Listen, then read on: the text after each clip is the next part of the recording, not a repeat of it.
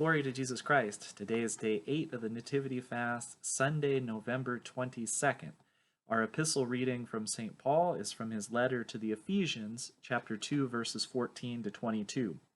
Christ is our peace, who has made both one and has broken down the middle wall of separation, having abolished in his flesh the enmity, that is, the law of commandments contained in ordinances, so as to create in himself one new man from the two, thus making peace, and that he might reconcile them both to God in one body through the cross, thereby putting to death the enmity.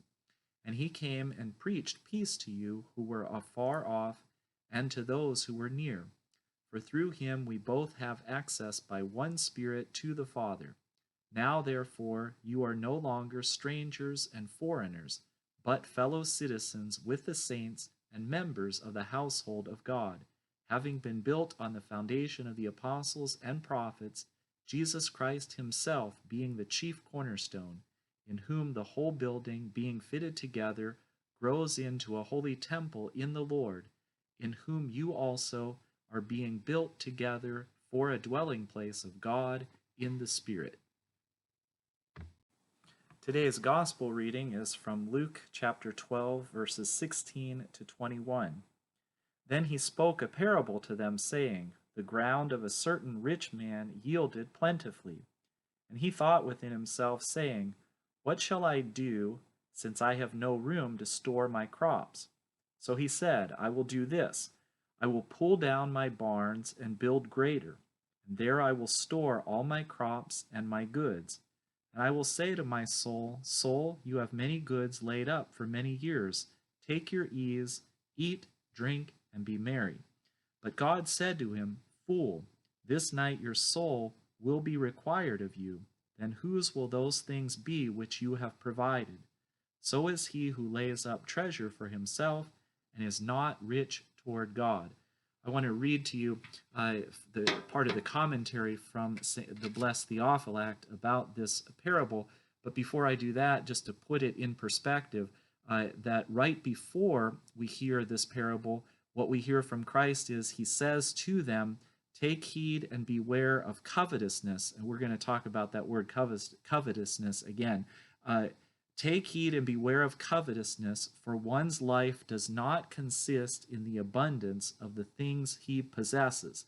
And so here's where the Blessed Theophylact says that this parable is a confirmation of the truth that life does not consist in the abundance of the things he possesses. And then we hear this parable. We also hear the man who has all these goods saying that now he can eat, drink, and be merry. And I want to read to you about that from the Blessed Theophylact.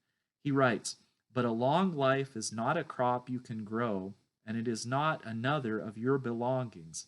Eat, drink, and be merry. 3 cheers for the good things of my soul. But to eat and drink are the good things only of an irrational soul. Because this man has an irrational soul, it is fitting that he plans to reward himself with these things. But the good things of a rational soul are to understand, to reason, and to be glad in the law of God and in good thoughts. Do eating and drinking not suffice for you, O fool? But you must also order up for your soul that which accompanies these things, namely shameful and base pleasure. So we'll also talk a little bit more about this when we do our reading from the Church Fathers about being attached to earthly things as well. But I think from the Blessed Theophylact, the main point to take from this is that to eat, drink, and be merry is coming from the irrational soul, and to be rational is to understand, to reason, and to be glad in the law of God and in good thoughts. So our reading today is going to pick up on that word that we mentioned about being covetousness that comes from Luke's Gospel. And we're going to read a short selection from St. John of Kronstadt from his spiritual counsels about being attached to earthly things. He writes, As long as we lead a carnal life and do not wholeheartedly draw near to God, so long will the demons hide themselves within us, concealing themselves under the forms of various vices, greed for food and drink, lust, pride, and arrogant free thought concerning the church and her teachings, malice, envy, avarice, covetousness, and so on, so that we live in accordance with them. But as soon as we begin truly to serve the Lord, and thus provoke and strike the demons nestling in us, then they attack us with infernal malice and manifold burning attachments to earthly things until we drive them out of us by fervent prayer or by partaking of the Holy Sacrament. And so St. John mentions covetousness, and a simple definition of coveting is to have or show great desire to possess something belonging to someone else. And in this case, what we're saying is that everything belongs to God, and that we don't need to desire to have them. And that's what this rich man did in the parable that we just heard as well. And he coveted things that were not ultimately his. And finishing that idea of coveting, that goes back to the verse prior to today's gospel, where Christ says that take heed and beware of covetousness, for one's life does not consist in the abundance of the things he possesses, which ultimately are not ours if we're coveting them, that everything belongs to God. Our one maxim that we're going to do from Father Hopko today is number 13. Do not engage intrusive thoughts and feelings. For those of you that know me, you know that I love snow, and I can't wait for it to snow this winter. I'm already ready for it. And one of the things I'll probably do if it does is make a snowman. And if you've done that, you know you start with just a very little small snowball, and then you start pushing it on the ground, and it keeps growing and growing and growing. Well, I think this is what happens when we have intrusive thoughts. What happens is a thought gets in our mind, and then it continues to grow and grow and grow.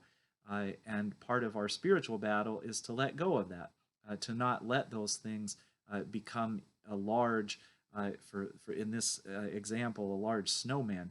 And so we're trying not to let that happen. I think one of the simple ways to make sure that we're able to work on this is to use the Jesus prayer. As soon as those intrusive thoughts come, maybe it's about a bad thought about somebody, maybe judging somebody, the quicker that we're able to turn away from that, the better. And the Jesus prayer is a great tool to be able to do that. But we have to catch ourselves. We have to catch ourselves engaging in those thoughts and feelings and stop them. And again, coming back to the Jesus prayer, I think is a wonderful way to be able to do that. So as we begin the second week of the Nativity Fast, I pray that everyone continues working, struggling. If you've failed, get back up, keep on going, and then we shall see you tomorrow for day 9 of the fast. Christ is in our midst. He is and always shall be.